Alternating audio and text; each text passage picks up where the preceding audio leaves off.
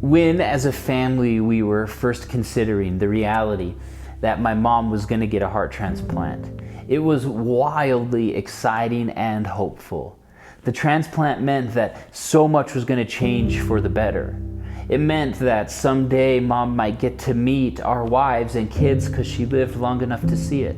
It meant that maybe we wouldn't have to spend Christmas in the hospital this year. It meant that she could maybe go on adventures with us outside. The lens through which we saw so much of this journey was exclusively hopeful.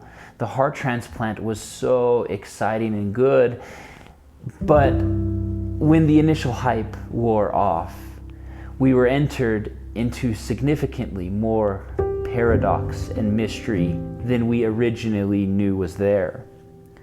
Right, to even simply consider that they would have to stop her heart, take it out of her body and put a new one in, the medical complexity of this was insane.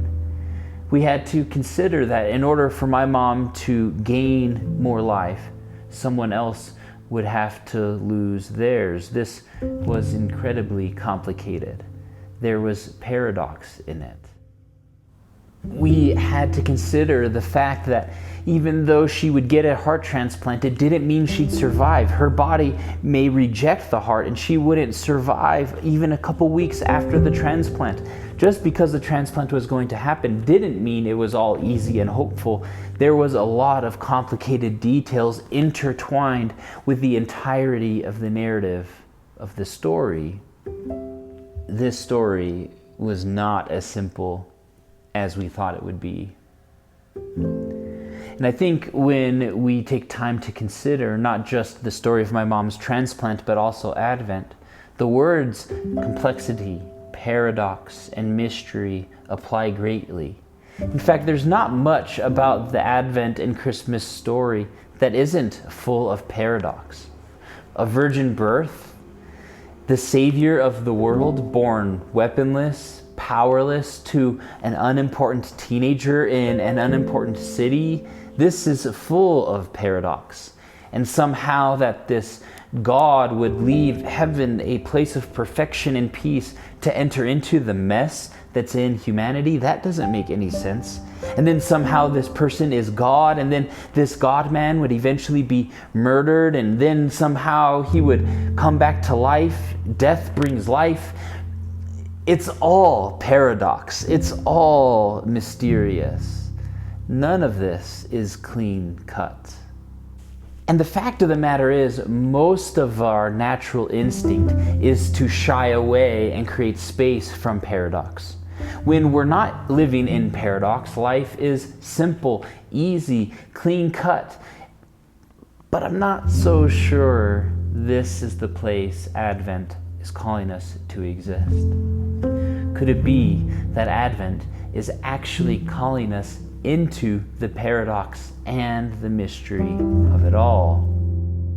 You know, in our life, there is so many details, complexities, ways of seeing things, ways of holding things.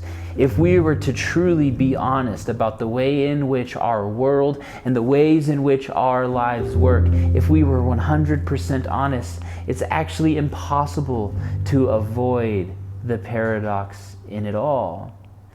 And I think this is exactly the place that Advent is calling us to exist.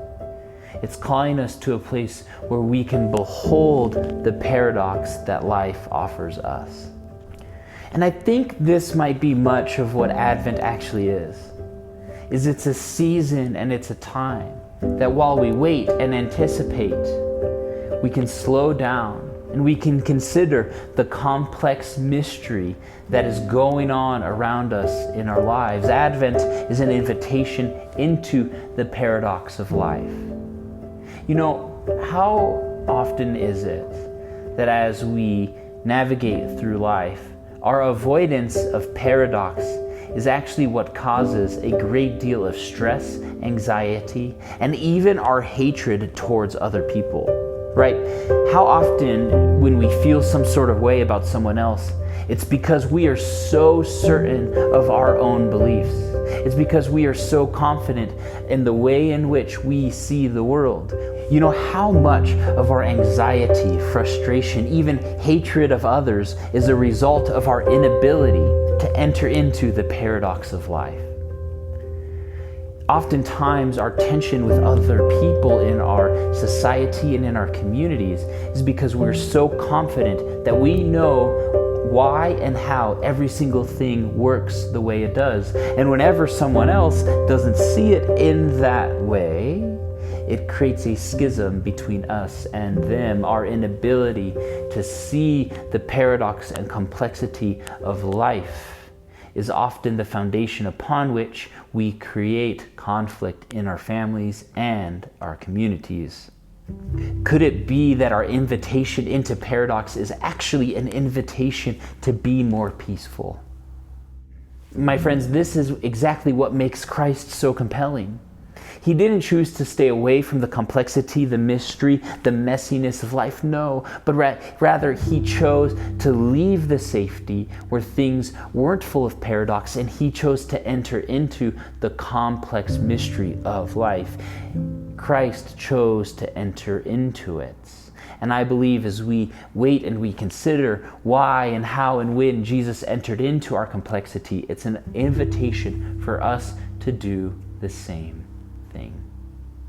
Because if we were to rip out all the paradox out of this story or out of our own lives, it would simultaneously rip out all the meaning that life offers us. It's actually in the complexity that the deep meaning lives. Perhaps the beauty that we're looking for doesn't live in the black and white binary narrative through which we typically see life, but maybe it lives in the diverse, beautiful, complex spectrum of color that paradox offers us. And so may it be that during this Advent season, we can create space to enter into the paradox.